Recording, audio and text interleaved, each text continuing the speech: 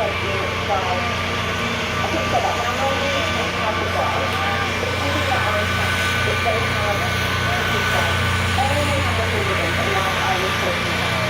So you start all the time, you know, when you have a race track here, this interplay qualifying that up next to it. What a beautiful looks like. Maybe from the eye, you can't really know there's much differences.